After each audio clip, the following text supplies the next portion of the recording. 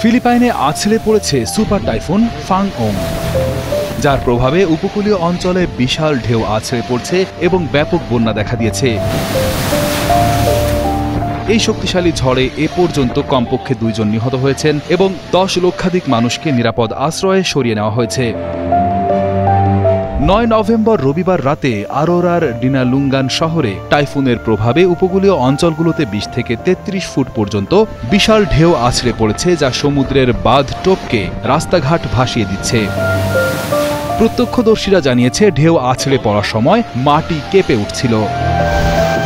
ঝড়ের প্রভাবে প্রায় পুরো ফিলিপাইন জুড়ে ভারী বৃষ্টি থেকে অতি ভারী বৃষ্টিপাতের আশঙ্কা করা হচ্ছে, যা ব্যাপক বন্যা ও ভূমিধসের ঝুঁকি সৃষ্টি করেছে। অনেক এলাকায় রাস্তাঘাট ডুবে গেছে, একজন ব্যক্তি বন্যায় ডুবে মারা গেছেন এবং অন্য একজন ধ্বংসস্তূপের নিচে চাপা পড়ে মারা গেছেন।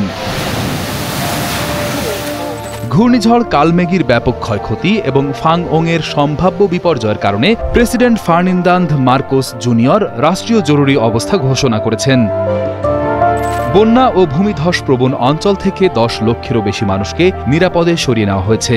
বিকল অঞ্চলের বড় অংশ সহ লুজনের বিস্তীর্ণ এলাকা বিদ্যুৎ বিচ্ছিন্ন হয়ে পড়েছে। সতর্কতা হিসেবে 300টিরও বেশি অভ্যন্তরীণ আন্তর্জাতিক ফ্লাইট বাতিল করা হয়েছে এবং বন্দরগুলোতে জাহাজ চলাচল বন্ধ রয়েছে।